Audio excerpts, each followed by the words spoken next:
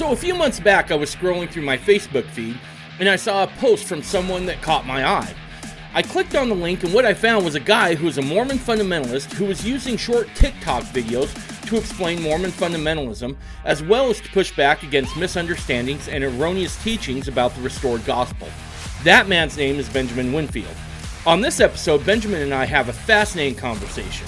We talk about how he became a fundamentalist, how he found himself being the voice of Mormon fundamentalism on TikTok, some of his interactions with different people on social media, and where he sees his presence on TikTok going in the future.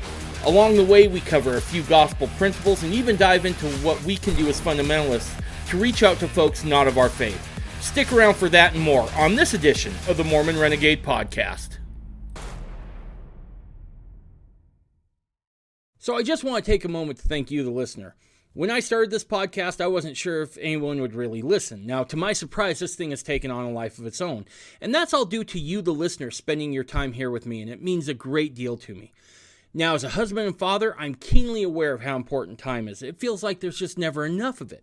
So when you are spending your time here listening to this podcast, I feel a responsibility to never waste your time. In that spirit, as this podcast has grown, I feel like I need to do you, the listener, justice. I want to continue to produce good content and upgrade the audio quality. That takes better equipment and better software, and that all takes money. Now, I've tried to advertise, but you'd be surprised. There's not a lot of people wanting to advertise on a Mormon Fundamentalist podcast. I know, surprising, right? Now, if you want to help support the podcast, you can do that one of two ways.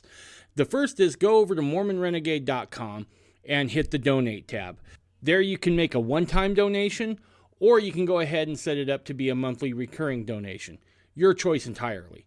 Now, option number two, because I'm a capitalist, if you want to head on over to MormonRenegade.com, click on the store button, you're going to find that we've got some new swag out. We got some t-shirts, we have a tote, we have cell phone cases, water bottles, coffee cups. We got a bunch of stuff, and more is going to be on the way. So, if you feel like that's something you could do, again, head on over to Mormon Renegade and check all that stuff out. If you're not in that position to do so, I completely understand. We're all squeezed right now with high gas prices and high inflation.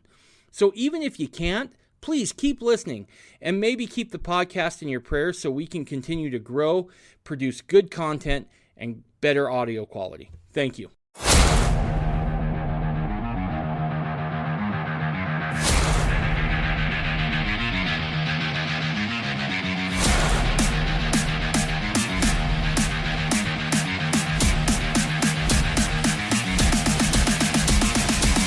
You're listening to the Mormon Renegade Podcast.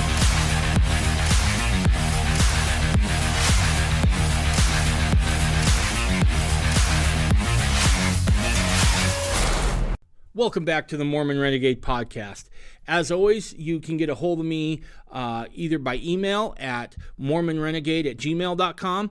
You can also get a hold of me on Instagram and Twitter and Getter under the handle Mormon Renegade. Also, we have a website up, and that's mormonrenegade.com, so go check that out. Well, Benjamin, how you doing, man? I'm doing great. So, do you like to go by Ben or Benjamin? Either one is fine, you know. So okay. I'm good. You can call me Ben. I won't be offended. All right, fantastic. So, I wanted to have you on because I feel like in some ways you're a guy that's kind of near and dear to my heart. You put out TikTok videos on Mormon fundamentalism, which I think is just great. I've said for a long time, if we don't get to frame our story, somebody else is more than happy to do it for us. And they're not going to be as truthful or nuanced as, say, you and I are going to be. Yeah. Well, and that's kind of why I wanted to do it. I'd seen, of course, Moroni Jessup is on TikTok, and he was on there before I was, and I like that because he has a lot of experience. But it's that like framing that other people do that kept me away from fundamentalism for such a long time, that I really felt that I was like, well, like if the good people aren't letting their light shine, then you're only going to hear about Warren Jeffs or exactly like, and that's what is in people's consciousness. And so you got to get out there and you got to talk and you got to see that fundamentalists aren't scary, evil people who are doing crazy, weird things. Absolutely. What brought you into fundamentalism? Were you born a fundamentalist? Did you like convert from the LDS Church? What's your backstory a little bit there? Yeah. It's kind of a long and circuitous path I took. But I was raised in the church. And, if I'm looking at like my very first exposure to fundamentalism, is kind of going back, I was a teenager and somehow I came across like Ogden Kraut's 95 thesis. I found that like online. I had just kind of like, I think I was like 15, 16, somewhere around there. And I had just like recently really gotten a testimony of the gospel, just by going to seminary and reading the Book of Mormon. And I was just kind of like on fire. And I was like, well, I want to be really prepared for my mission. So I want to know everything. I want to be able to answer like all the hard questions and all this stuff. And came across Ogden Kraut. And at first it was like, well, this guy is an apostate.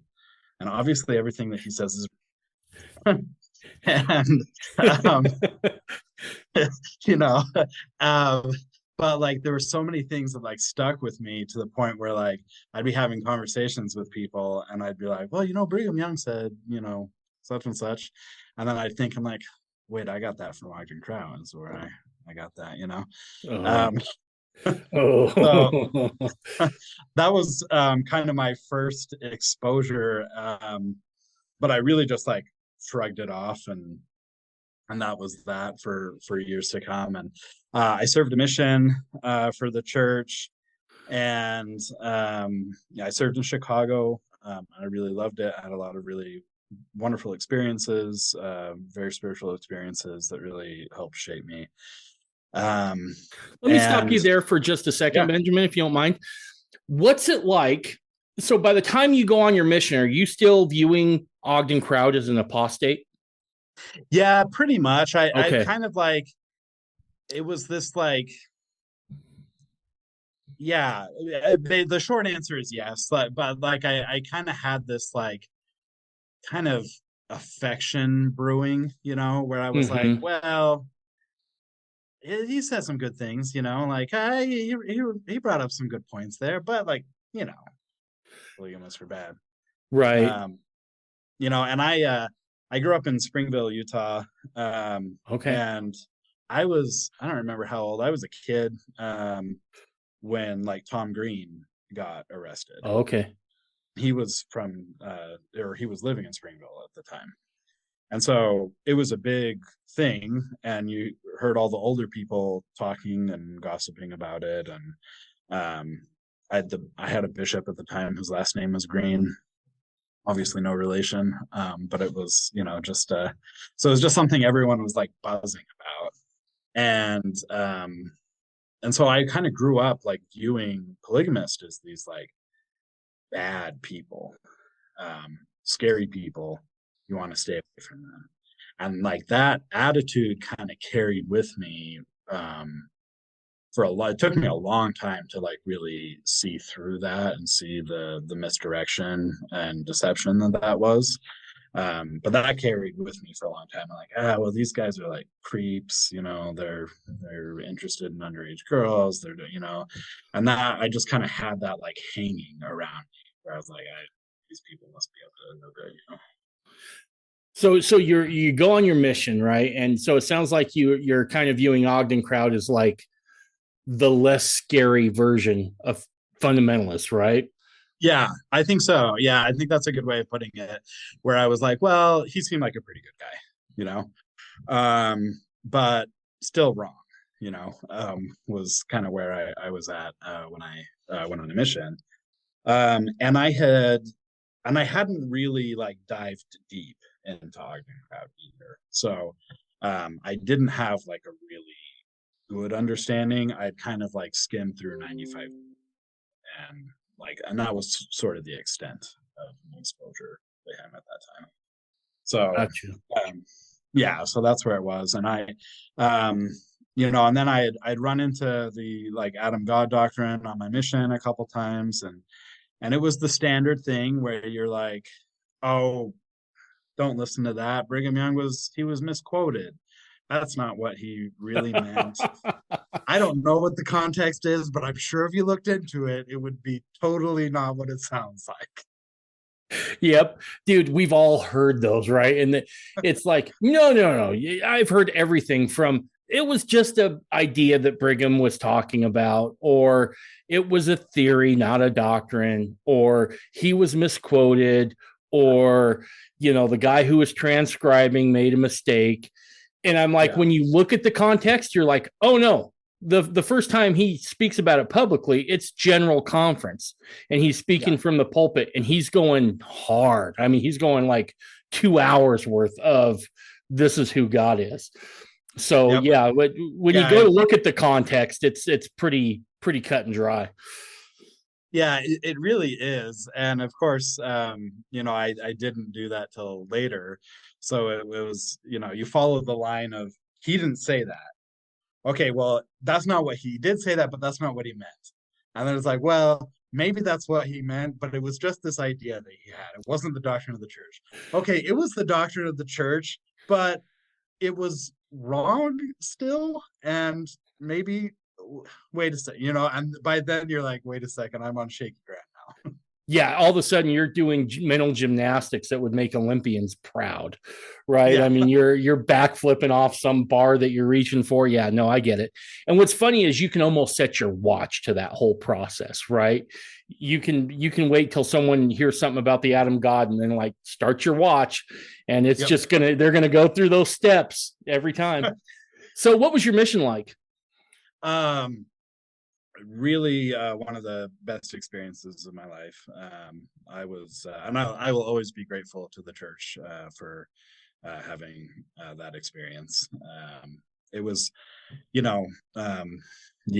get to talk to all kinds of different people. You're having all these crazy experiences. You get older people with real life problems that are just like pouring their souls out to you and trusting you.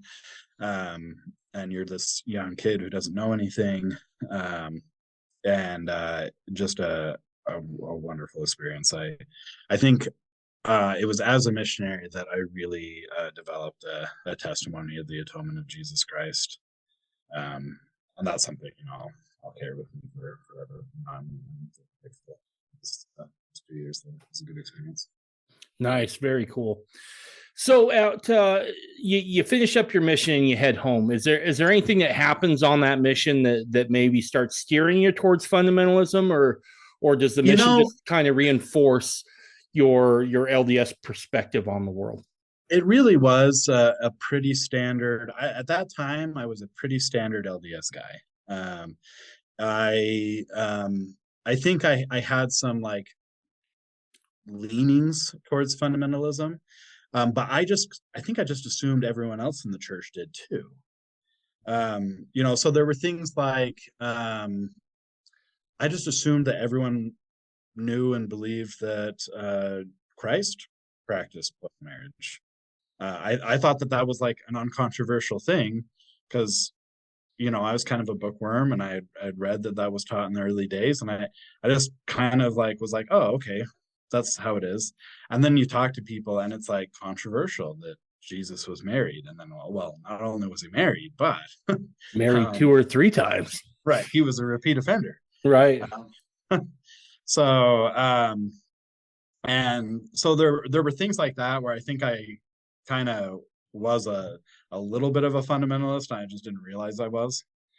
But it really, like, I came home from my mission, got married in the temple, kind of had this like very conventional experience at this point for LDS people who are raised in the church. Kind of working the plan. Yeah, really. I think the whole, I got home from my mission in 2008, and it was like in the airport on my way home, the CNN was blasting like the raid on the Yearning for Zion ranch. And so like I just have that as like this distinct memory where I was like, oh. Um, and that like was maybe another thing that reinforced like, man, those polygamists are just really awful people, you know. And you know, maybe there's like some people that are innocent because they're ignorant, but all the leaders are bad, you know. And that's sort of like how I was, and I didn't really look into it further. I had, because of the a little bit of Wagner Kraut that I had read, I had this like vague understanding that there were others that like weren't like that, but that's really all it was. It it wasn't until I was at BYU Idaho, and I can't remember how I came across it at first, but um, I had read something that kind of tipped me off to the idea that there might be a little bit more to this whole Adam God thing than being misquoted. And I came across Drew Briney's book, Okay. Understanding Adam God Teachings. Wait, I'm that really was it. Was that at the BYUI library? it was, but I remember like somewhere there was a fundamentalist who was like donating books, and you know, it was probably a young kid, and he's like, watch this. You know, no, it was a Mormon version of Hold My Beer while I go stash a version yeah. of Adam God in the BYUI library. No, actually, it was in this special collections section of the library. So you couldn't just pull it off the shelf. And in fact, like the thing that it reminded me of, it was really eerie. I heard this interview from this like Soviet defector who had who talked, because he was an economist in the Soviet Union. His name escapes me, but he talked about how he was given special permission to read um, books about like free market economics. And he had to go to this library, he had to check in, put his name on a list, and then there were men with guns that would like watch him like while he read the books, you know. um, and and it like it wasn't that bad, but it felt so eerie because you had to like sign in. They brought the book out to you on a table. You were allowed to take notes, but like there was a person watching you like while you read it. I was like, this is weird. You know, I've always said, um, and my apologies to anyone who ever went to BYUI, but I used to look at BYU Idaho and be like, that's like Mormon Taliban country, right? I mean, they made BYU Provo look downright like Alabama or something, that liberal, right? Yeah. No, we all thought that they were less faithful. Yeah, You know, yeah, no, those it those was nuts. hippie progressive Mormons at BYU. They show their ankles down there, you know. That's right. Very cool. They So let their women wear capris, you know. that's right. So that's hilarious. So you end up you end up getting a hold of Drew Briney's book, and as you're going through it, what's your thoughts? Well, after that initial experience of this is really creepy having people watch me, I ended up emailing him, and he was very kind enough to send me a digital copy. And so I started reading that, and then I ended up moving down to Utah later. Um, and I'm reading through this, and it blew my mind, because I went through like all of the like, well, this is obviously wrong, you know, like I went through the temple and there's God and he's talking to Adam. They're not the same person. What are you talking, you know, like like and then you dive a little deeper into it and you're like, oh, turns out Brigham talked about that, you know, like there's an explanation for that. And so many people in the church, like they see that one thing, are like, well, that conflicts with what the temple is now, and so it must be false, so I'm just going to completely ignore it. But then I think if you have a little bit of humility and you think it's possible that Brigham Young was talking about stuff that he had an understanding of, and if I don't understand what he's saying, it may be that I'm the one who is ignorant and not him. you Can I know. can I ask you a question after you came to a better understanding of Adam God? When you went through the temple, did you start seeing like breadcrumbs of Adam God all over the endowment? Oh yeah. Yep. Yeah, and I remember because I have an older sister who left the church, and she kind of became fairly hostile to the church over it. And she would, say, well, they hid their history and they're lying about stuff. And I always brushed that off. I was like, well, no. Because sometimes that is unfair depending on what topic you're Sure. talking about. But then I remember when I was going through that book, and he has the hymn "Sons of Michael," Yep. which it's sort of obscure. It doesn't get sung very often, but it's still in the LDS hymn book. And they edited that hymn Yep.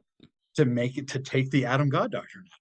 Yep. And when I read that, I felt like a ton of bricks that just like fell on me, and I was like, oh, like they tried to memory hold this doctrine and make it so it didn't exist anymore.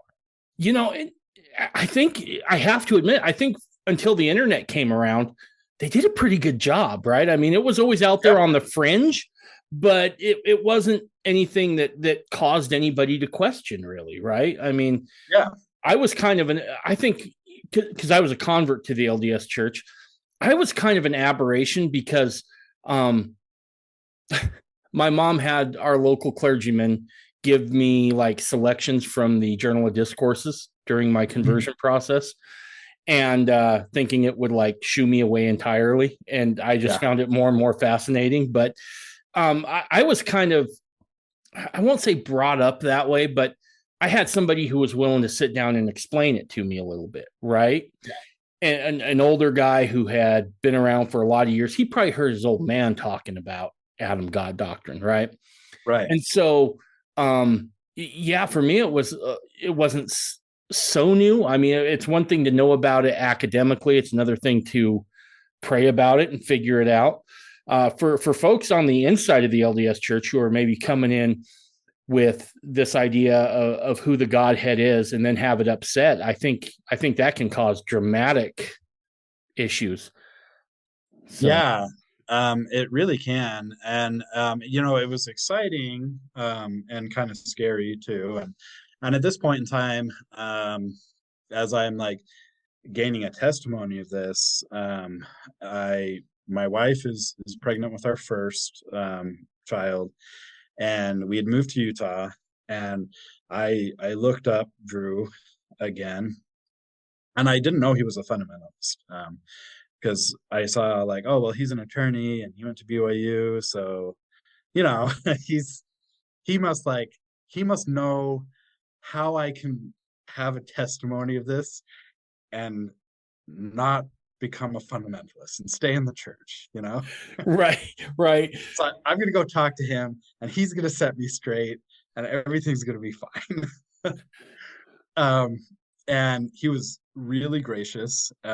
He said, "Well, I'm kind of finishing up early on this Friday. Why don't you come by my office and we can chat for a little bit?" And that turned into like this like 5 hour intensive conversation. Like both of our wives are like texting us, our phones are buzzing, and we're just ignoring it. I got And you. I'm just, I'm like, well, Drew, what about this? And what about this? Um, and and and he would tell me like, well, Hugh Nibley, I'm pretty sure he believed this doctrine, and he stayed in the church, and there's a lot of people that you kind of have to keep it under wraps, but you can, yeah, you can stay in the church. And I was like, okay, great. And then I was like, what do you believe though? Like, Uh-huh.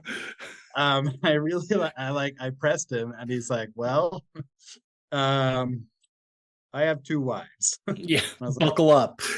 oh. um, and and I was kind of flabbergasted, and but by then we had been talking for much longer than we had intended to. So we kind of ended things over, and he invited us over for dinner, and we kind of got to know each other and became friends. And kind of where we were at, I was having like all of these spiritual experiences, where I was like, the Adam God doctrine helped me understand like why plural marriage was necessary, because I was kind of okay with like not doing plural marriage, which I think a lot of people also think that like that's the drive for fundamentalist, is like, oh yeah, we want to go get a bunch of wives. And I've yet to meet a fundamentalist who converted like so that they could get women. That's not really, that's not a thing. The Adam God doctrine was way more important to me in fundamentalism than plural marriage ever was. But if you understand the implications of it, you see where it falls into a place where that is necessary. What's your wife thinking this whole time? She's getting kind of scared, and not really happy about it. At first, she was kind of okay. She's like, well, if we had friends who were gay, we would be kind to them and we'd do stuff with them, and we wouldn't look down on them. So I guess I can just treat polygamists the same way. That was kind of how she was grappling with it. But then when she saw me like becoming friends with Drew and speaking well of him, she kind of panicked a lot. And at one point she just kind of came to me and said, if you want to go do what he's doing, you're going alone. And this was kind of a process that was over a few years, Sure. as I'm like understanding this. So we had our second son was born by this time, and she was just like, yeah, no, I'm taking the boys, and that's it. I'm not doing any of this. And that just really, I was like, okay, because I'm having all these spiritual experiences that are really directing me in the opposite direction of what she wanted. And I remember like one Sunday walking to church, and the Spirit just came over me and said, they are going to excommunicate you. And I was like, no, they won't. Like, I'm not going to let them. And I was just like, I have a rebellious nature I haven't overcome entirely. And the Spirit's telling me that. And so I've told people before that my journey into fundamentalism was kind of a Jonah type of experience, where I felt the spiritual confirmation, and that's what I'm supposed to do. And I was like, nope, I'm not doing it, and you can't make me. I love the church, and I know that every fundamentalist that I've actually met in real life has been a really good person, but the other ones still must be creepy and bad. And I've just had a run of good luck, and they've all been good, but the rest are horrible. Right. It still must be the case that, everyone I have met and everyone I keep meeting is really good, but the other ones must still be bad. And so I, at that point I was scared, and I was like, nope, I'm not gonna lose my marriage, I'm not gonna lose my church membership, I'm done. And I kind of stopped talking to Drew. I stopped like reading fundamentalist stuff. I was like, nope, I'm just going to be a regular average dude in the church. That's all I've ever really wanted. I want to have a family, a bunch of kids, be the young men's president, do my thing, not be anyone of any importance, just kind of have my standard LDS life. That's all I want. I've been there. I know what it's like to go through all that and then try to put it away and then go back. Yep. Good luck. Good luck. Yeah, I was like, you can do it for a while. You can do it for a while. It'll drive you absolutely crazy and schizophrenic, but you can do it for a while. Yeah. Well, and that's, ultimately what happened. Like I came to fundamentalism on the road that I took to get away from it. And so we moved out to the Midwest to be closer to her family. Um, and I really think that there's a principle, and the Book of Mormon kind of teaches this, where um, you accept new light and knowledge, uh, you're expanded in your light and knowledge and your capacity to receive more intelligence. But as you reject light and knowledge, the light and knowledge that you do have is taken away from you. Right. And I really felt that. So I kind of went through a period of a lot of spiritual darkness, because I was just trying to because, and I've heard, people on the podcast, and I don't know if it was you or someone else, where they talk about it and you're like, well, I can't go to the temple. That's Adam God everywhere. I'm Yep. like, can't, because once you can see it, you can't unsee it. Yep. And it's frustrating because you're surrounded by people who don't. And then you're like, well, maybe I'm just crazy. They must be right. It can't be that they're all wrong. And, like and you just kind of talk yourself out of it. And so that's kind of how things went for a while. And then I started experiencing a lot of struggles in my life. My mother passed away, kind of unexpectedly. And that just like really rocked my mental and emotional health. I just like wasn't prepared for that. And I just kind of like spiraled, where, after a loved one dies, everyone's there, they comfort you, and then they all go home and back to Mm-hmm. their regular lives. And they're like, you Good should be luck. back to normal. Yeah, like Yeah. you should be normal now. Why aren't you normal? And I'm like, I don't know how to be. Um, and that, that's just kind of how I went. So, um, you know, as time went on, like my marriage just really fell apart. And I don't blame my ex-wife for that at all. I gave her reason to be unhappy. It was time. Um, Can you so say that that's again? You kind of cut out. Oh, sorry. Well, I just said like as I went into this depression from my mother passing, marriage just fell apart. And I don't blame my ex-wife for that. Yeah, as much as she was like, you stay away from the polygamist or I'll leave you. Um, I was just for a long time just a really unpleasant person. And so, it just kind of fell apart that way. Um, and so I had this like really acrimonious divorce, and her father was the stake president out there, and so Uh-oh. yeah. um, and the ironic part is he was a good guy about the whole thing. Like he was like, no, I'm staying neutral. I'm not getting involved. It was just kind of like everyone else in the church in the area was like, well, that's the stake president's daughter. He must be like a terrible, horrible person. Right. And so, I had like life falls apart, um, marriage lost, like community lost. And I was just in this like really terrible place. And I'm like, okay, I want to get my spiritual life back in order. Um, I want to be able to get myself back in a good place where I feel like I should be, for my boys and for the future and all that.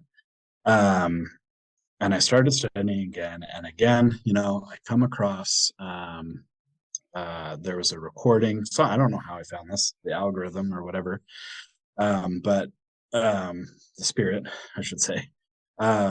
I came across a recording of a talk that Rule and Allred gave, and he bears his testimony of Christ, and having been a witness of the Savior.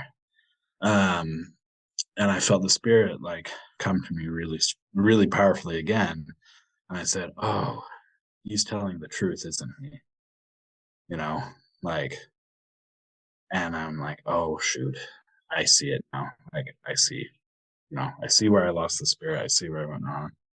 Um, and so I look up Drew again, and I start chatting with him, and he had his own journey where he had been on the reality TV show, and he ended up and he was in Missouri at the time, where there's a bunch of fundamentalists there, and I went out to see him, and I was visiting.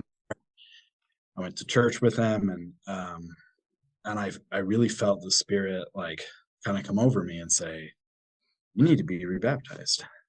And I was still fighting it then. Where I was like, no, I don't want to do that. Like and even after all of that, I was still like, there still has to be a way that I can get back to that just normal LDS life. And when I was there in Missouri, Drew introduced me to Sean Anderson, that you've had the show as well.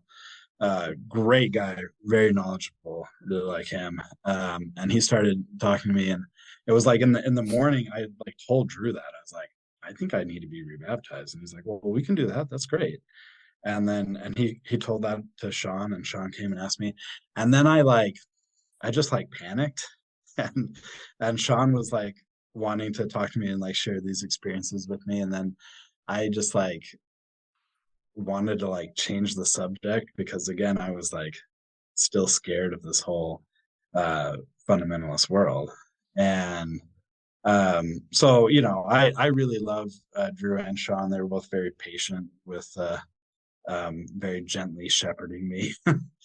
And because I drilled Drew with all these questions. I'd come across an interview with one of Rulon Allred's sons. I don't know whether it was on like Mormon Stories or one of those other podcasts, and he kind of came out with a lot of those same like, oh, there's all these creeps and pedophiles and all this stuff, and they're running rampant. And I was like, Drew, I need to know, like, what is this like? I can't be around people like that. And he's like, well, it's the same as like, as everyone.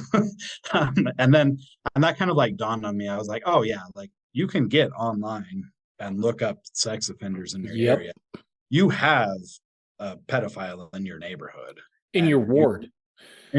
Yeah, like they're there. You can look up where they live and see a picture of them and a description of like what they were convicted for.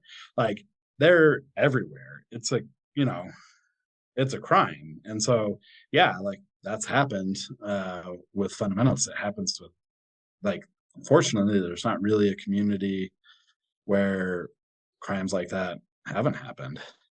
And so that, which should have been obvious, but that was just like something, that image that I'd had embedded in me for so long of like, these are bad guys. And then the light clicked on and I was like, oh no, like that's a crime that happens, and it's a human crime. It's not necessarily one that's unique to fundamentalism. Right. It's not. And it is, it's unfortunate that we find that at all among us, but it isn't something that is at a higher rate or is especially unique amongst fundamentalists. But I had an interview with Christina Rossetti, and she's a Mormon historian. She's not Mormon herself, but she specializes in Mormon history. I've heard a few interviews with her. She's great. Yeah, I had an interview with her, and I asked her point blank. I was like, in your opinion, as a scholar, as someone who looks out into the inside and have been, really granted some really unique opportunities to be on the inside of fundamentalism, from a scholarly perspective, is Mormon fundamentalism an inherently dangerous religion? And she says no. She said a lot of the same problems fundamentalists face, a lot of organized religion faces. And I really do think it's, those sorts of things are human problems. You're going to find a shyster or any number of personality flaws within fundamentalism, just like you will in Mormonism or the LDS Church or Catholicism or a Baptist church. Those are human issues that span the gamut.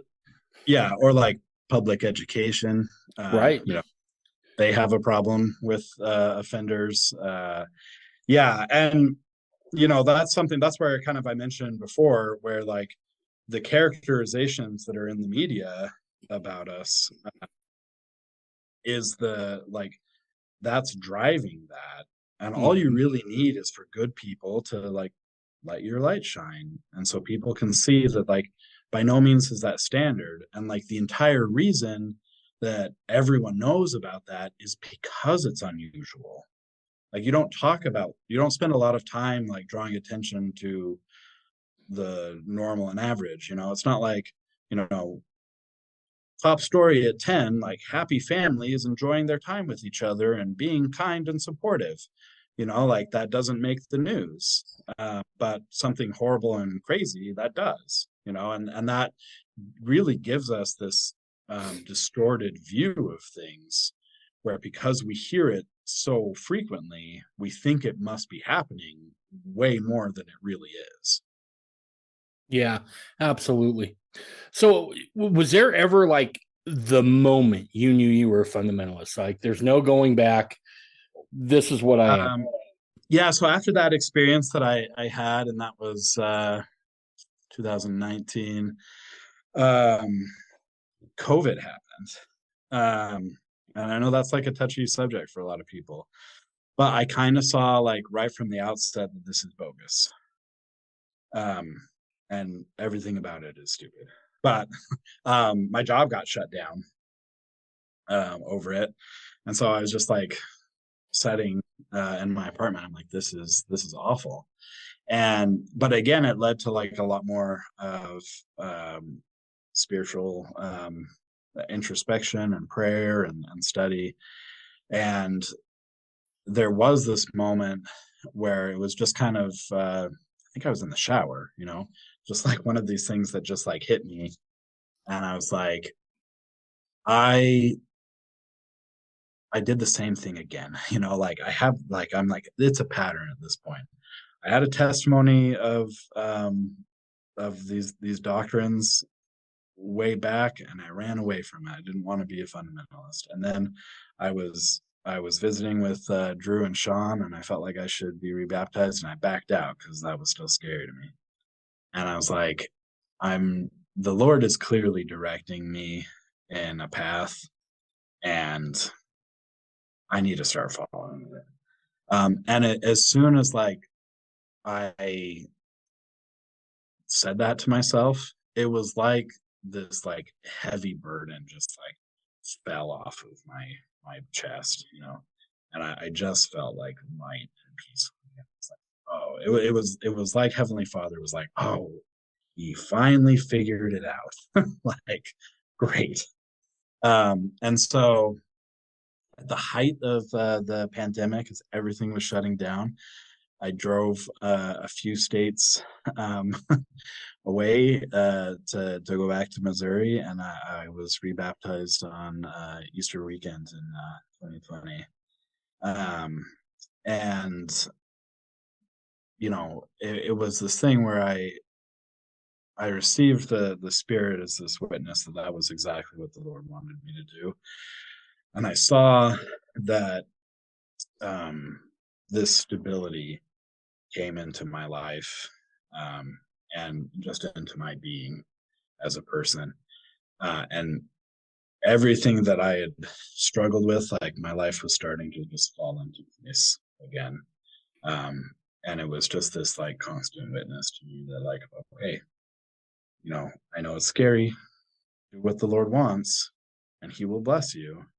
And you're going to have trials and difficulties and struggles still, but you can have internal peace. And, I would rather have everything on the outside of me going wrong and be at peace with the Lord than to have everything on the outside be perfect, and internally be apart, because I know I'm not doing what I should be. And once that clicked into place, then I was like, all right, well, this is what I want to do. And I um, received a blessing after I was baptized where I was told to ask the Lord to send me a wife. Um, and there are a few other things that were said. And I was like, and I had also been kind of a little, this is common for men after they get divorced. I was a little bitter and a little like skittish about getting married to one woman again. Right. The prospect of plural marriage was something that wasn't even on the horizon. But I did it, and I said this like very tentative, not really faith-filled prayer where I said, Lord, you really want me to get married? Supply the woman, and I will do it, but I don't know about this. But I will try. And it was just this very like simple prayer. Um, and very shortly after that, I met my wife, and we had this like you know courtship that lasted all through the quarantine. And she's a Canadian, so we had trouble like getting her over the border and this crazy stuff, but we did, and we were able to get married. And that was something else I also asked. So I asked Drew to officiate in that, and so he's very near and dear to my heart. If there's a single person if there's a single mortal person I can credit to that conversion, it would be him. And so that's just kind of how I ended. And now I've seen my life go from this like just period of just hopeless despair to my wife just not very long ago had a baby girl, and my joy just keeps growing and building. And I think that's really what the gospel is about. It's our true wealth is our family. That's where our treasure is.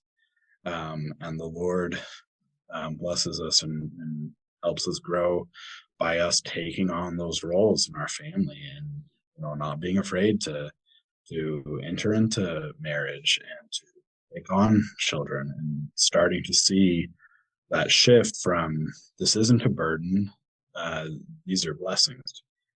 I'd had this bad experience before with a marriage going wrong, and allowing the Lord to soften my heart, where I could try again and see that He's blessed it to go so well.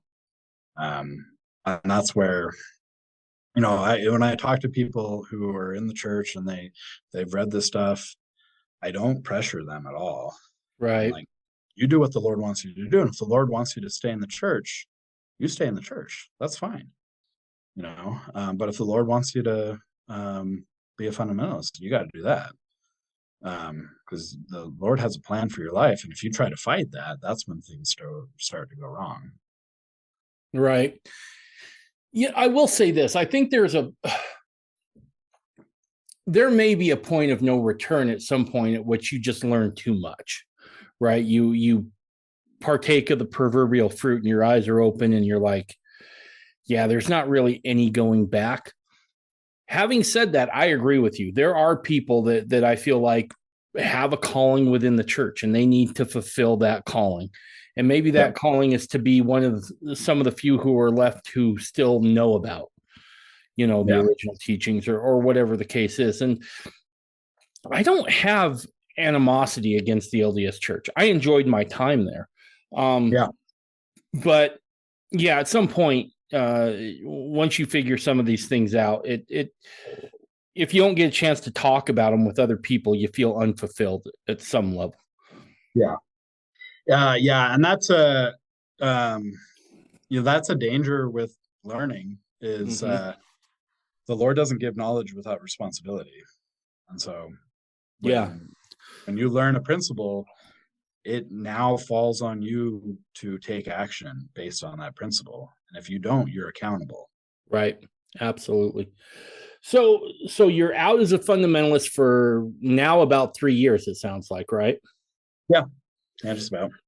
So at what point did you, because I've, like I said, you're the whole reason I downloaded TikTok, right? I was like, I'm not gonna download that crap. I'm gonna stay away from it. And I Those did this Chinese communists. Chinese communists and the whole thing.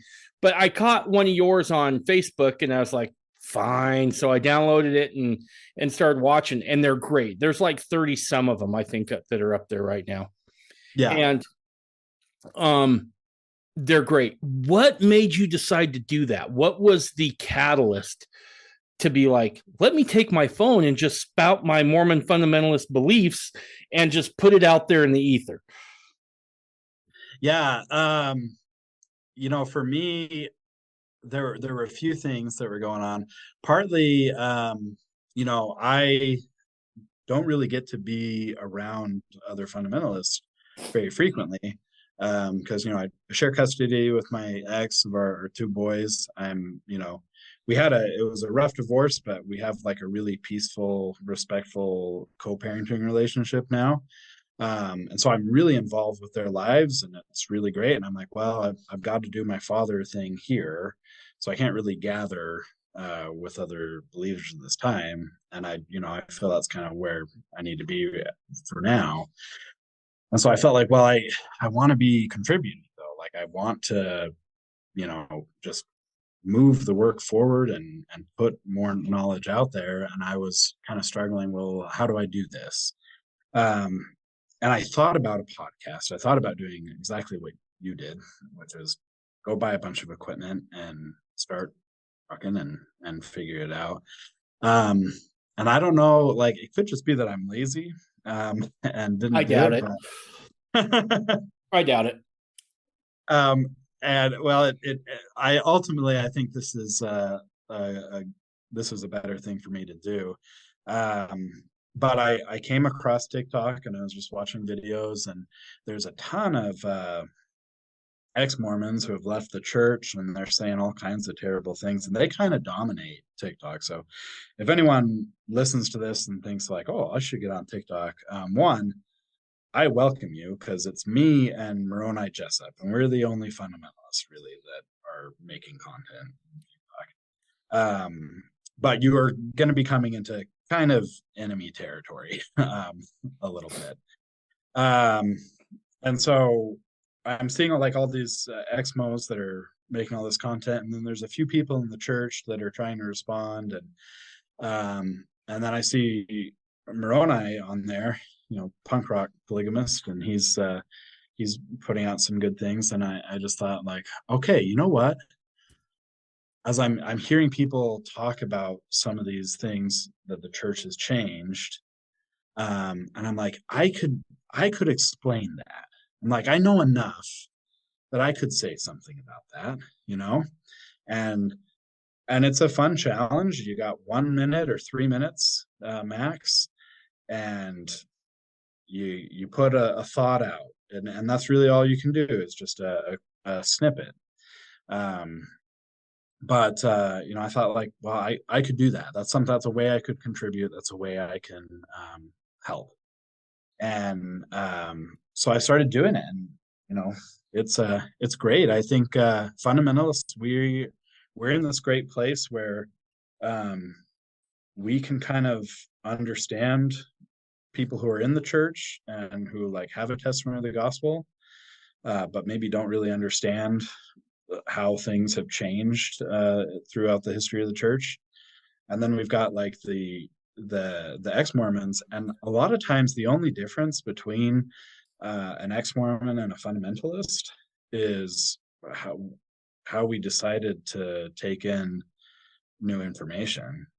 Like if you have a testimony of the Book of Mormon and you come across the Journal of Discourses and you start saying, this isn't what I thought this was. If you say, well, I'm holding to my testimony, the Book of Mormon's true, Brigham Young's a prophet, I need to understand what's going on here. Or you say, Book of Mormon can't be true, they change things, it's different, and then you become an ex-Mormon. And those are kind of your paths when you get a certain. I think context has a lot to do with that too.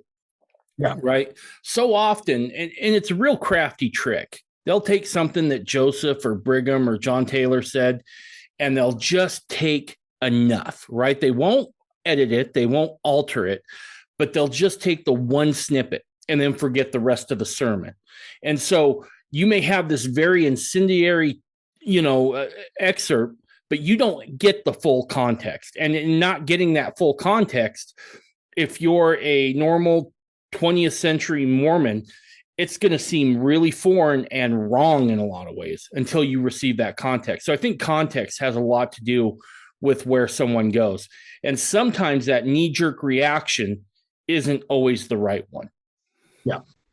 And that's something else, like I hope I have done, I hope to be able to do more of, is I kind of want to say to people in the church who are getting hit with some of these things, like, oh, like they changed the temple ordinances, they changed the doctrine, they changed this and this and this, and a lot of them are going to lose their faith and say, oh, well, I guess this isn't true anymore, because the church didn't hold to its guns.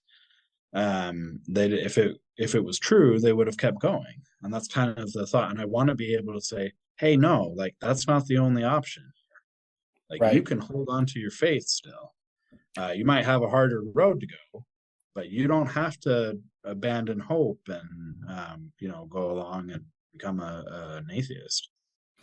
One of the things I wasn't prepared for when I fired this podcast up, because I figured it would reach, with 30 some people, whatever, was the amount of LDS people that I end up getting as listeners, who, will email me about, where'd you find this or whatever. And I remember I've received a couple of these now, a few of these, where I'll get an email that says, hey, thanks for explaining such and such, or having this guest on to explain such and such a thing, because it kind of put some of my fears to rest or whatever. And I can continue on now going to the LDS church. And I think that's great.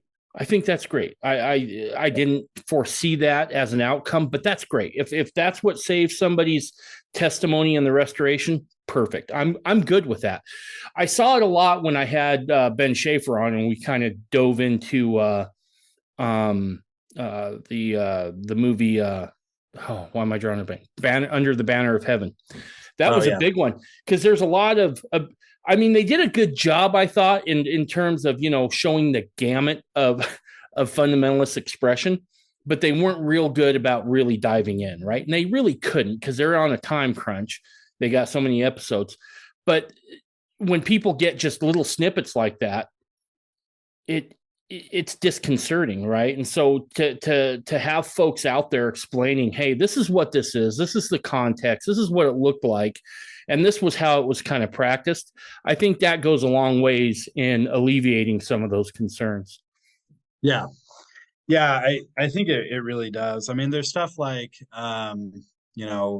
like blood atonement is a big one. And I don't think I've done a video on that. I should do a TikTok on that, because that's something that spooks people a lot.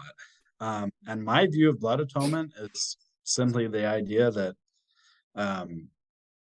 I believe that the blood atonement just means that the death penalty has spiritual benefits to those who deserve it. Yeah. And when you break it down into its practice, with the exception of a few cases, two that I can think of where I'd be willing to say that's rock solid evidence, with the exception of two cases where you can definitely make the connection where someone was kind of acting under the wrong spirit, so to speak. Yeah. By and large, blood atonement was nothing more than capital punishment within a theocracy, period. Yep. Point blank. That's what it was. It wasn't as extreme as what they do in Saudi Arabia, where they're like, hey, we're going to cut your hand off for stealing or anything like that. It was simply reserved for the worst of the worst crimes, things that would be prosecuted in some states today with the death penalty. That's what it was. It was the death penalty under a theocracy. It didn't apply to things like apostasy. It didn't apply to things even like adultery. I mean, it was really reserved for murder. Yeah. Well, and there's that famous talk that people like to quote where Brigham Young talks about like, oh, I wouldn't hesitate to run a javelin through an adulterous wife, and people are like, oh, he's talking about murder. Well, he's quoting the Old Testament. He's Right. referencing, and he goes on in that talk to say that standard doesn't apply in our day, because how do I know that those adulterers truly understood their covenants and truly understood what they were doing? I don't think that they really did. So this doesn't really apply. But I do think that there's an understanding that the more a society progresses to become like the city of Enoch, where you have a perfect people, the more serious transgression Yep. become. Like we Yep. can't have adulterers Nope. in the city of Enoch. That can't happen. But that city has to be a group where, I mean, to a man and to a woman, everyone truly understands God's law and they're truly living it. And we don't have that here. We might have a handful of people who are on that spiritual level. I'm not. And we might have a few people who are truly there. But you need a city of people who are at that Right. level. And that's when it's like, if that person transgresses having a full knowledge, well, that's a much bigger deal. Yeah, and I think we start diving into when does it stop becoming faith and start becoming knowledge, sort of a thing, before you get there. So yeah, no, I agree with you 100%.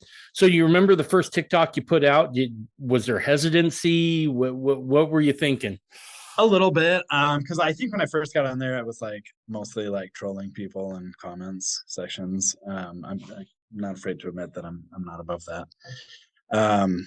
But there was this like anti-creator who he went off about how like one of the ways you know that the church is a cult is because they have all this money, and instead of paying for janitors, they ask for people to help volunteer with cleaning. And I was like, of all the like, that was just like low hanging fruit. And I was like, of all the like signs of a cult, like asking for volunteers to clean, like my kid's little league requires you to volunteer for cleanup. Like that's like this is not what makes a cult. you know.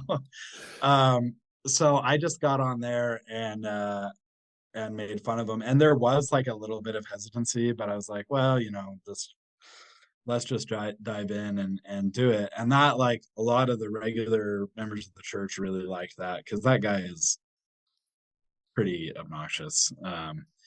But then as I kind of like dived in and people are asking me questions, I'm like, oh, I'm a fundamentalist, and I'm the 1889 Mormon on their 1889 Mormonism.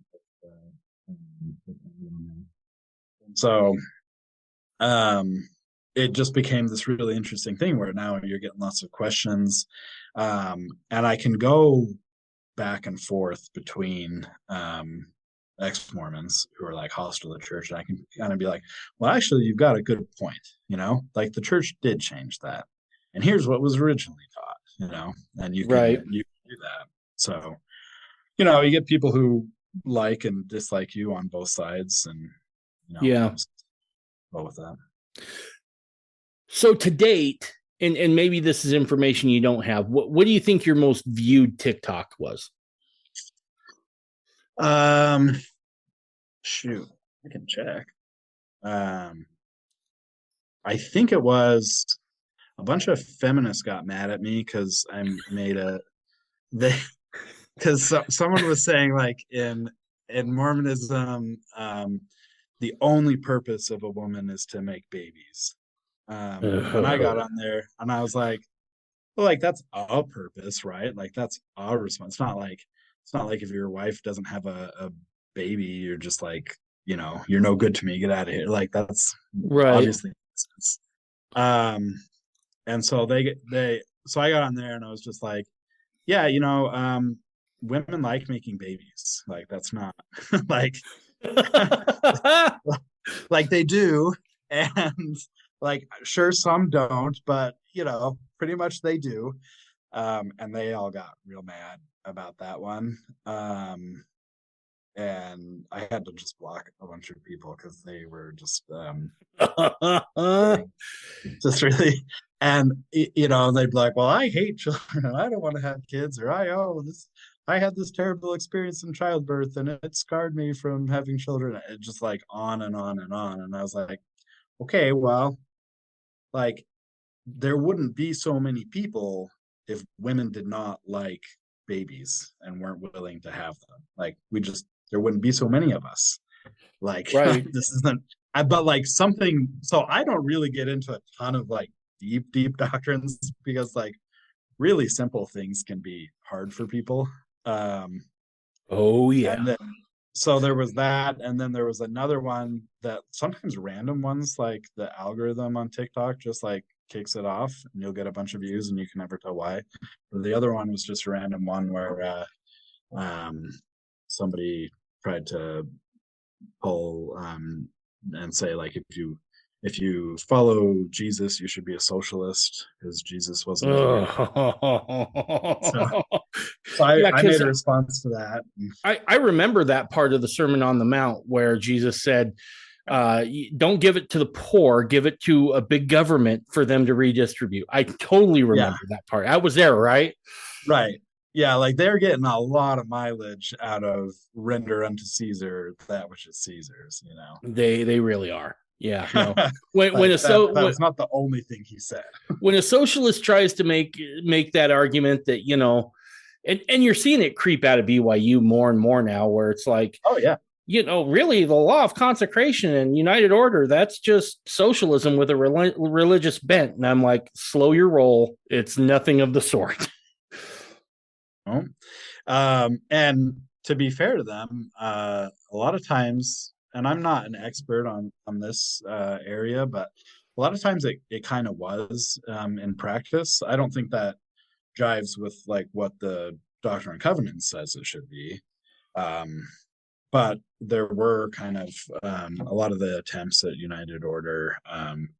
I think probably did have a little too much control and not enough, freedom in how they went about things.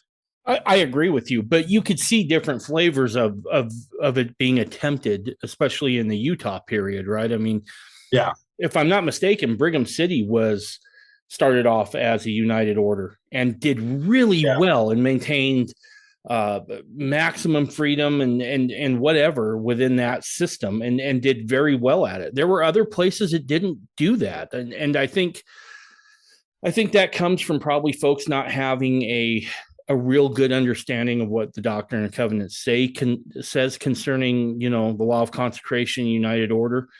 But yeah, no, there definitely were experiments where it was way top down, and those failed quickly. yeah, yeah, and that's something I would like to do a deep dive into and get a little bit more. Maybe you can find somebody who knows all about that. Sounds like I already have. Hmm. Yeah.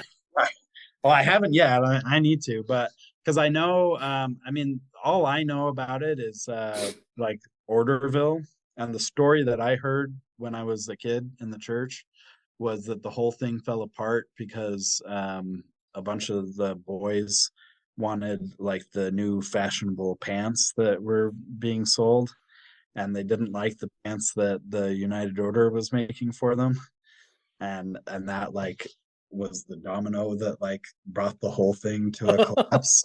And now that I'm an adult and I'm looking back on that, I'm like, I don't think that was the full story. No, that was not. You were correct. Oh, that's awesome. So it sounds like you've got as many haters as you do people who are loving what you're doing, right? Yeah, and there's Because kind that's of been my experience, right? I have equal parts, Dave, you're a dirtbag, and equal parts, Dave, thanks for doing that, right? I mean, yeah, yeah. Well, and there's it's kind of interesting like who isn't a hater.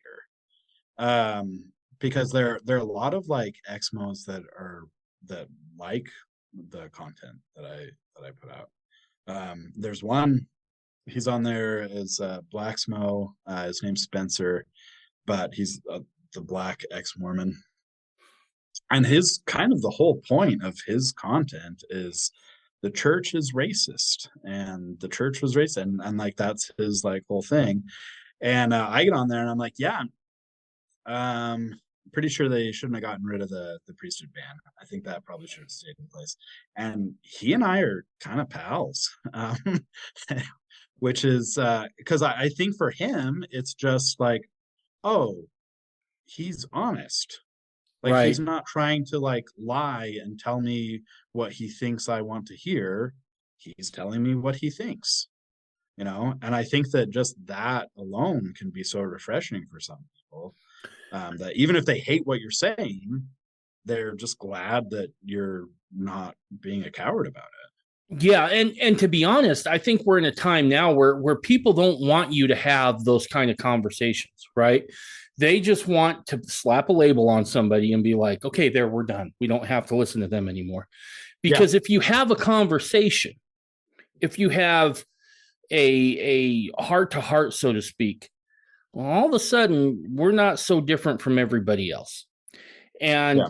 if the guy I disagree with is more like me than what I thought, well, now all of a sudden we don't have to be so separated. We can be like, yeah, I disagree with you. I think you're wrong, but I respect your opinion, right? I can at least say that you've, tried to understand.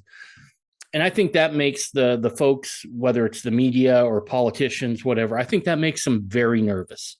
I Yeah. don't think they like that a lot. And so anytime we have a conversation like we're doing here, or when you put your stuff out on TikTok, I think that's almost a shot across the bow to a lot of the powers that be right now of, yeah, we got to shut this down, because if people all of a sudden come to this idea that the ones we've labeled crazy maybe aren't so crazy and they're just people too, that leaves a lot of room for understanding. And maybe it's not in the power structure's best interest in that they can't keep us separated anymore. Yeah. I really resonate with a lot of that. Because that was like one of the like pleasant things that's come out of being on TikTok, is being able to have like friendly conversations with people that like I know they don't agree with me, and that's not why we're talking. It's because it's like, oh, here's someone who's actually coming forward and saying what they think. And with Spencer, with the Black ex-Mormon, he he and I were able to kind of connect. Like we both went through a divorce. We both have two sons that are like pretty close and to similar ages. And so we were able to kind of connect on just sort of a human level of having some similar experiences. And I think that's a beautiful thing whenever you can see that. So yeah, if there's anyone who is listening to this and thinking that they want to get on TikTok, like hop in, there's plenty of room. Yeah, and I've said that too. I'm like, we're a big enough community that one or two voices isn't going to be enough, right? We need to have a lot of different perspectives, because certainly I can be wrong a lot. In fact, one of my first episodes was me just introducing myself, saying, I'm going to say things that are going to piss you off at some point. Just kind of count on that, right? And Right. when I'm wrong, I'm willing to say I'm wrong, right? And yeah, just being able to admit, yeah, we're going to have our differences, but that doesn't mean we have to hate each other either. Yeah. Well, it's kind of like I might be wrong, but I'm not lying. You know, Right. like this is what I think. This is why I think it. Here's how I got to where I'm at, and I think you can do that with anyone, and anyone who's willing to do that, like you can have a productive conversation with that kind of person. Yeah, and the more people that are out there talking, I think it's just better all the way around. Because again, I mean, Mormon fundamentalists are just as unique as anybody else, right? I mean, to try Yep. to homogenize any group of people is a disservice to individuals. And Yeah. yeah, more voices the better. Yeah. What are some of the best responses you've got? Like what's something that you weren't prepared for as far as someone saying thanks for doing this? Um, well, I kind of mentioned already the most like unexpected one. You know, I think that there was one kid at BYU Idaho.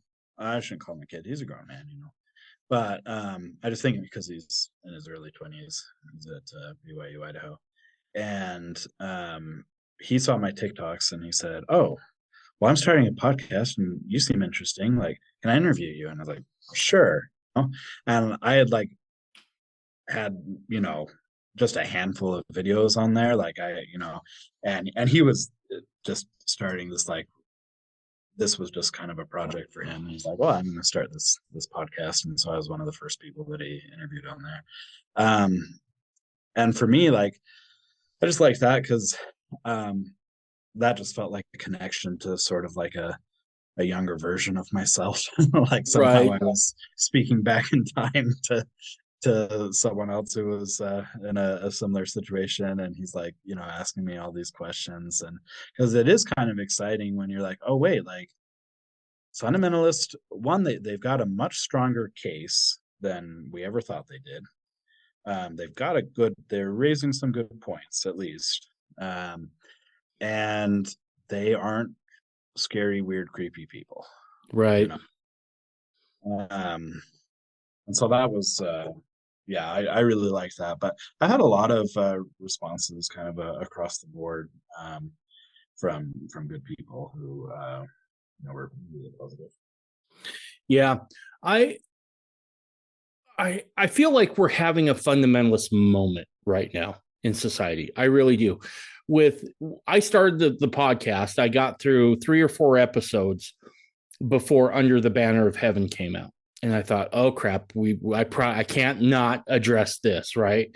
And then you had Keep Sweet, whatever it was, the Netflix Yeah. one on Pray and Warren obey. Jeffs. Yeah. Yep. And then the Mormon No More one that came out. And so right as I fired this up, I had all of this coming, right? And I think it's one of those times where you look at it and you're like, this is kind of a fundamentalist moment here. And if we're not out there talking, well, we've ceded ground, right? We've just regressed. We're not engaging, and we're allowing others to frame who we are and what we believe. And there's a real danger in that, right? I mean, you then become the other, and in doing that, it's a lot easier to make people into monsters or any such thing as that. Yeah. And what that brings to mind is whenever I talk to my boys, because they're 8 and 6 years old.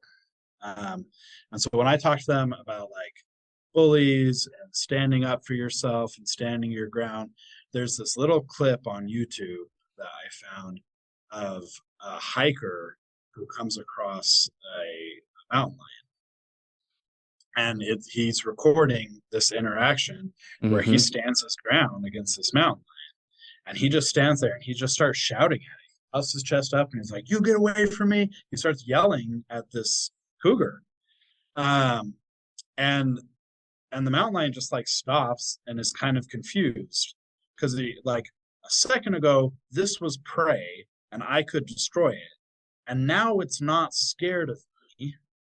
Now I don't know what to do. And he just keeps like he doesn't move towards the mountain lion. He doesn't like threaten it, but he stands his ground and he just starts shouting. And then eventually the cat just gets kind of confused and thinks like, well, I'm gonna go find my meal somewhere else, and runs off. Um, and I think that applies to us because there's been so much fear with fundamentalists.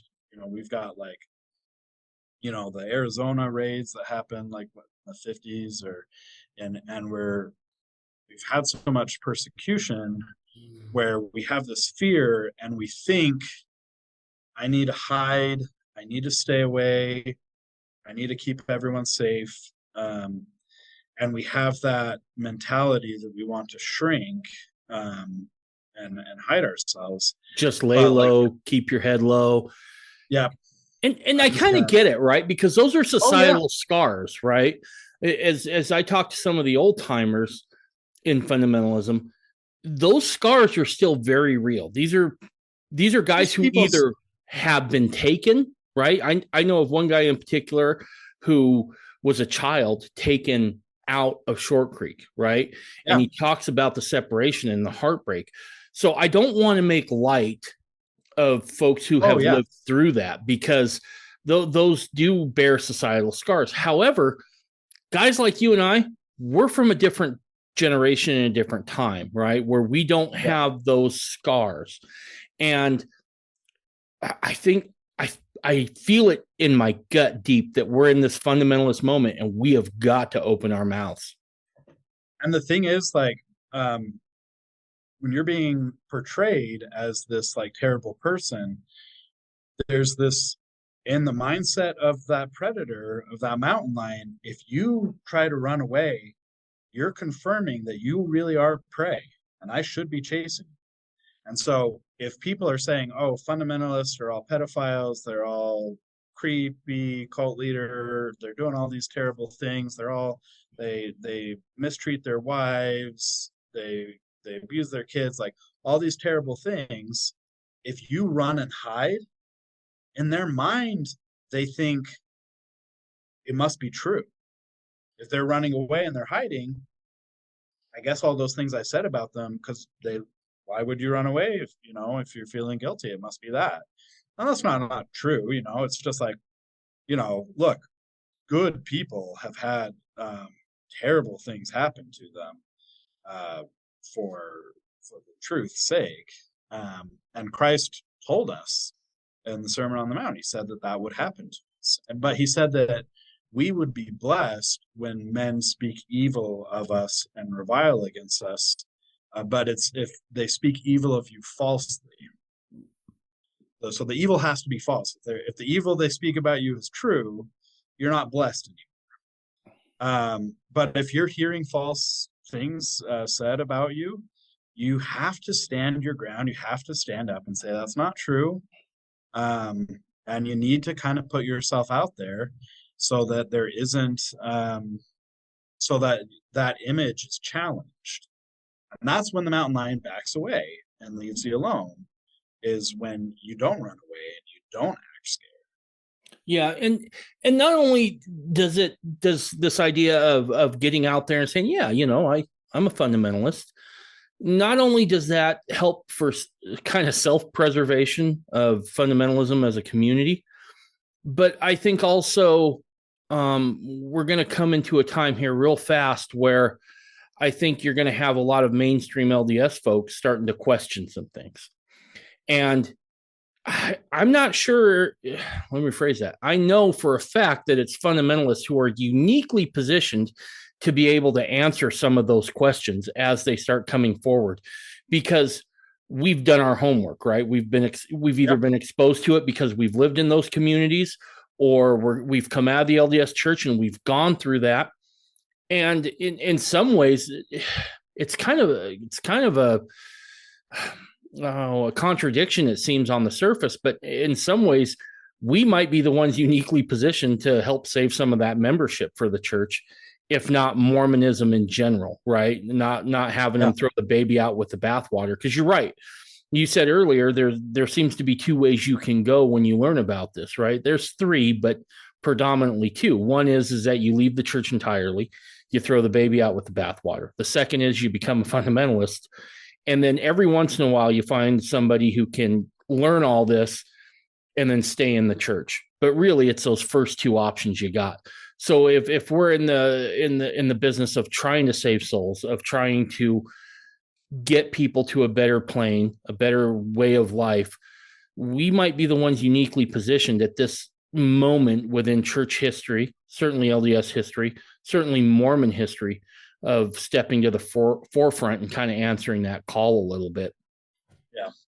Well, and because what we're dealing with is kind of the spiritual warfare where in 1890, the church made an agreement with Babylon. Mm-hmm. They said, we will submit to you. If you take the persecution away, you take the threat and the fear away, and we'll do what you say.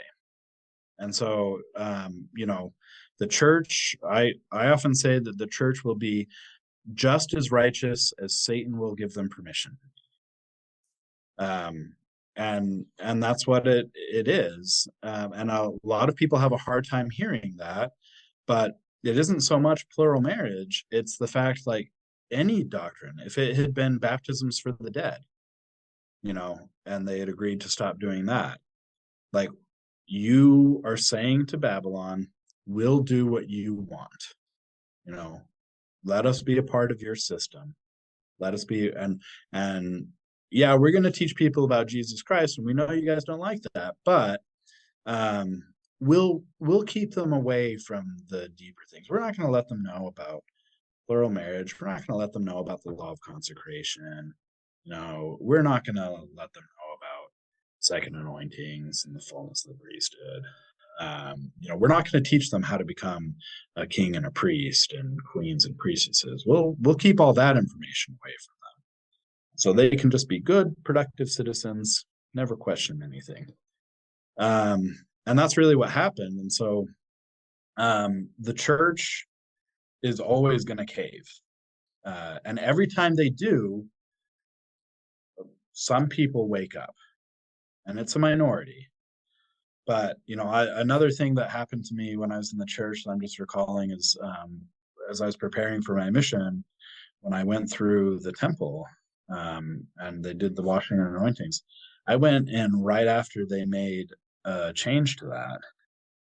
And they did the washing and anointings, and they said, we wash and anoint you only symbolically. I was like, wait, why am I being symbolically washed and anointed? Shouldn't I be actually washed and anointed? Yes. Well, I don't understand, and I was just like, I'm not symbolically baptized, Right. and that stuck with me, and I had no answer for that at all, but it was one of those things that like stuck with me. And it wasn't years later before I figured out, like, oh, they changed it, and then in 2019 they kind of said, all right, feminist, you can rewrite the temple, and we'll take out all the stuff that makes you feel icky. Yep. And they did it again, and they're gonna keep doing it because Babylon doesn't like the kingdom of God. These are two separate kingdoms. They're two different jurisdictions, and they will continue to whittle away at what level of righteousness the church is allowed to promote. And when that happens, not the majority, but a small minority in the church is going to say, but wait, no, that was real. Like, I had a testimony of that. They told me that they wouldn't change it, and then they did. And they didn't come and say, thus saith the Lord unto my people. It was what the government wanted, or it was what society wanted. It was the popular thing to do. And that can't be why you change something. And people are going to have those questions. And just like you said, if we're not out there, they can still find it. Like, there were people that did their digging back in the day that helped us. But as much as we can, I think we should make it a little easier for those people, and give them a hand to help pull them up when they see that the church is only following Babylon. Absolutely. And the other thing that I think we have to do as a community is not do the "I told you so" game, right? Which is really tough to do, because certainly as I've come out as a fundamentalist, I've had all sorts of people coming around and, well, Okay, I'll share this story. I don't think I've ever shared this on the podcast before, but I will. When I went in and told my leadership, hey, I'm done in the LDS church. It's been great. I have no animosity, but I'm out. I remember that they sent over, because I was in a position of leadership when I did this. And they sent somebody over to try to like talk me back off the ledge, so to speak, right? And I won't name names, but this guy's father is a 70. Okay. And he said, what problems are you seeing? And I named off a bunch. And one of them was the kind of the caving that we were starting to see around the LGBTQ issue, right? And I just told him, I said, look, in 20 to 30 years, probably I think you'll end up seeing gay marriages solemnized in the temple. And he said, that will never happen. Well, fast forward only 3 years later, and the church came out in support of the bill. Yep. To back, gay marriage. That while they came out and said, we still believe it's between a man and a woman, but we're going to back this bill. Make no mistake, they're seeding the ground for seismic change. And even this guy, whose dad is a 70, I saw him on the road the other day, just out for a walk, because I still live in the same neighborhood I left the church in. And I live in Orem, right? So it's, great place. Yeah, it's your neighborhood is your ward here. We just stopped and talked, and he said, you may be right. And everything in me at that point, Benjamin, wanted to be like, I told you, you didn't listen. And one of the few times that I listened to the Spirit, right, as I try to be better, I'm like, I feel the Spirit go, don't do that, because it'll just short circuit anything. So as people are coming out and discovering all this, we can't be, because everything in you wants to be like, I told you, you didn't listen. We can't do that. We got to be able to take a step back a little bit and be like, it's okay. It's all right. A lot of people didn't know. It's cool. Right. And then be able to shepherd them along. And we got to remember, like, that was us too, Yes. like that was us. And they're doing the same thing that we did, where they're like, no, like, it can't be that. Like, the church can't be in apostasy. Like, that has to be wrong, and they're trying to negotiate that and hold on to that. And we all did the same thing. Absolutely. All of us who came out of the church, we all did the same thing. I think, like you mentioned, you're a convert. I think converts kind of have an easier time, because they're like, well, I already lost family and friends and rebuilt like what I thought I knew about the world. Let's do it again. It'll be a little easier second time around. It is easier for converts because we've already stripped down to the foundation once before. So doing it again doesn't seem as terrifying. Yeah, definitely. No, my wife had a much easier time with things, because she's kind of funny. Like, she grew up in a very secular home, and her parents are honorable people, but just not religious. And she read the New Testament when she was a teenager, and was like, oh, like, this is right, like. And so then she was just like, okay, well, who are the Christians that like are actually trying to do what this says? Like, it isn't the like Christmas and Easter crowd. And so she started attending church with a group of Mennonites, because like they were taking their religion seriously. And she came across some missionaries and from the church, and started reading the Book of Mormon. But she had she had heard about plural marriage, and she thought it through, and she was like, well, that actually sounds like a really great, like, I think I would like that. That sounds like a great idea. So she was asking the missionaries about that. I'm like, well, I'm sorry. I do love the LDS missionaries, but I'm not gonna lie. I do enjoy the squirm, right? Because I remember when I that's what we believe. Yeah, I remember when I told you I was kind of inoculated, so to speak, early on because I got Yeah. my hands on some excerpts from the Journal of Discourses. And I remember I slid over the Adam God stuff to this one elder and I watched him squirm. And then later I saw the bishop squirm and the stake president squirmed a little less, but was still squirming. I'm a fan of the squirm. Uh-huh. I must admit, Yeah. when that uncomfortableness happens, I'm like, oh, good. This is exactly where I want to be. We're all a little guilty of Yep. that. Yeah. Yeah. So for her, the missionaries were like, well, we don't believe that anymore. We did that a long time ago. We don't do that anymore. And she was like, oh, okay, well, that's kind of all right, well, whatever. But she read the Book of Mormon, she got a testimony of it.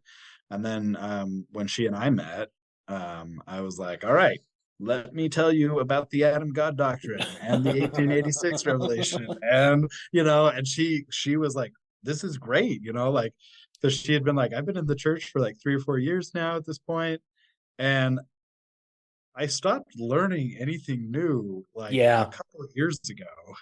And the fact that someone can actually tell me something that I didn't know through and through already is kind of amazing, Yeah. exciting. I'll say this for converts. Well, let me just speak for myself. I think you only come into Mormonism as a convert when maybe there's something a little wrong with you, right?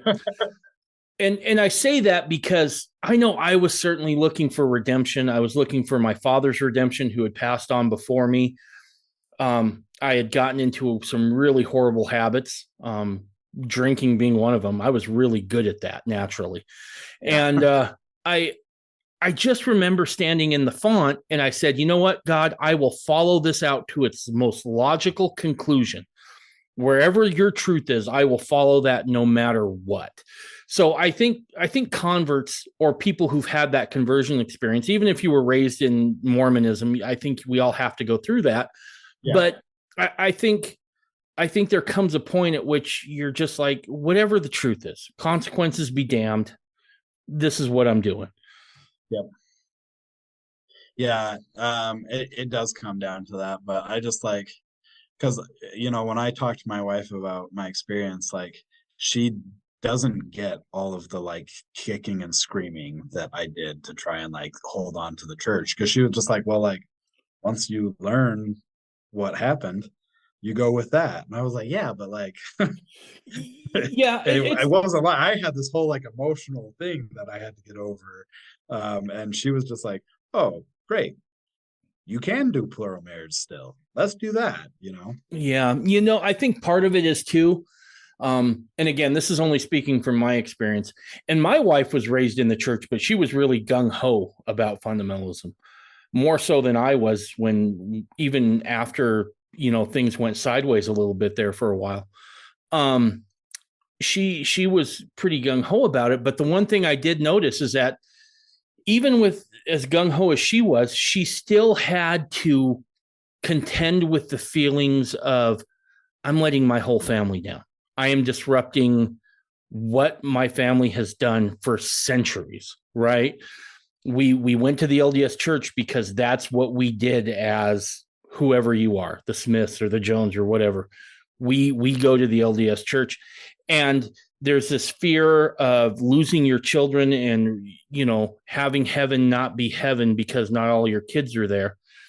And so it can be, it's got to be horrible, right? And you have all these fond memories as a kid growing up in the LDS church and working the program, and so changing that can be super scary. And I think that's something as fundamentalists we have to be cognizant of as well, is that, look, a lot of these folks are stepping out into a place that is foreign. It is different than what they've known, and it's upending a lot of things that people held as truth and infallible. Yeah. Well, and one of the things that the church does in general, I don't know about like, different sects might be doing things okay, but one of the things that the church does really well is they have organization. Mm-hmm. Like, it's, who's in charge of what, and like, you've got a manual for everything. And, like, if you want to know, like, how's the right way to do this, like, there's a manual and there's a person in charge of it.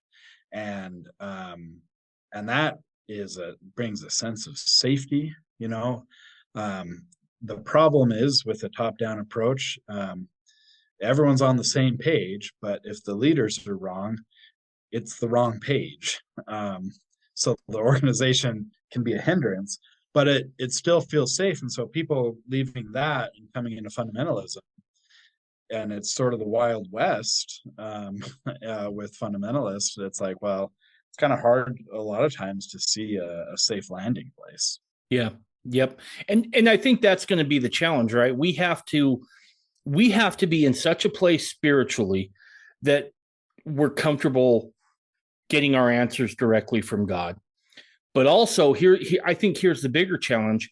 We have to be willing and then become comfortable with this idea of, can I be a soft landing spot for somebody else? Yeah. Right? Can I be that guy that when someone's like, so what do I do on Sunday now? Right. Yeah. And then you say, you know what, come to my house. We have sacrament at my house. We have a little, lesson that we go over, or we have a family discussion. Come be part of that. And so we have to be able to extend that and be comfortable being that soft landing spot for somebody else. Yeah. Yeah, we really do. I mean, our pioneer ancestors planted crops that they knew they weren't going to eat for the future people who were coming to do. And people have done that for us. I wasn't going to do all of the research that Drew Briney did to bring everything about Adam God together in one place. It was enough work for me to get through the book. That was my effort. And there's tons of people who worked and labored and suffered to put us in a better position and to benefit us. And we have to be that chain to the next group. We have to deepen and increase our spirituality. We have to improve our ability to receive revelation. And then we have to make the road a little bit easier for those sort of things. Absolutely. So what's your plans for your I don't know, is there channels on TikTok? How's that work? I'm not sure. Like I said, I'm kind of a technophobe, so yeah, pages. There's a lot of topics I haven't covered that I still want to. I've had a couple of people who are on the pro LDS church side. There's one creator who said, he's like, well, if Joseph Smith really did teach the Adam God doctrine, I'd take that a lot more seriously. He's like, I still think it was just Brigham that made it up, and so I'm like, all right, well, I gotta go at that in detail and lay all of that out. And so yeah, there's a lot of things that I want to do of just kind of having a bite-size segment put out there. But there's so much that people can do. One of the things that I've learned, an observation that I've made from the TLC shows that have been out there, I think that's, if anyone offers you a bunch of money to have your family filmed, I would decline that. Run. There are better ways to do what you want to do with that aren't going to come with a lot of pressure to have fights with your wives and stuff. Don't do that. But there's so many I know that there are families out there that are doing homesteading.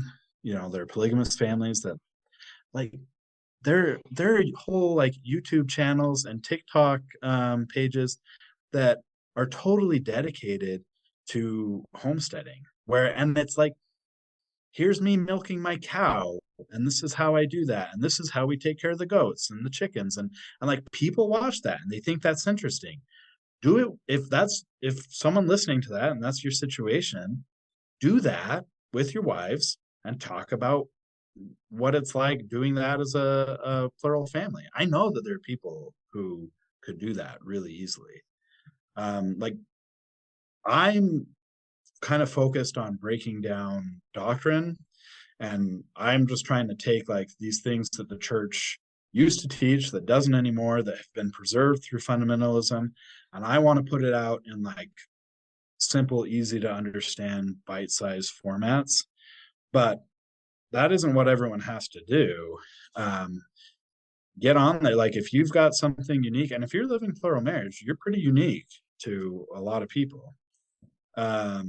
If you are, if you're an interesting person who has a cool hobby, if you really like hunting, if you really like, you know, whatever you're into, there are segments of TikTok that are all about that weird, obscure hobby that you have.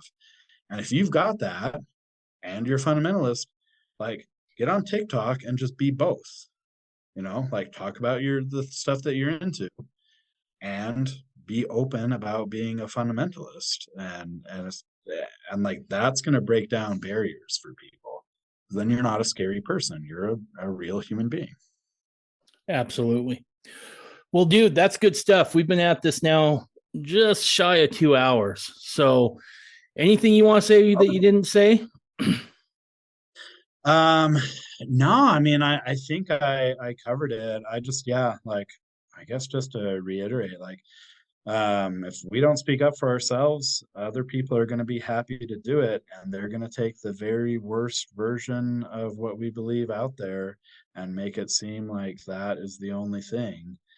And, get out there. If you're happy, healthy people, who are doing things the right way, let your light shine. Get out there, TikTok, YouTube, whatever you do, but let people see what you're doing, and that's going to have a huge effect on people. Perfect. Couldn't have said it any better myself. Benjamin, thanks for being here, man. Yeah, thanks so much. Let's do it again. Now, I tell everybody this, once you're on once, you have a standing invitation. So okay, if you've got something you want to talk about, you let me know. We'll make the time. Cool. Yeah, that'd be awesome. All right. Dude, it was awesome. Let's do it again. All right. Thanks, Dave. Thanks. Bye, everybody.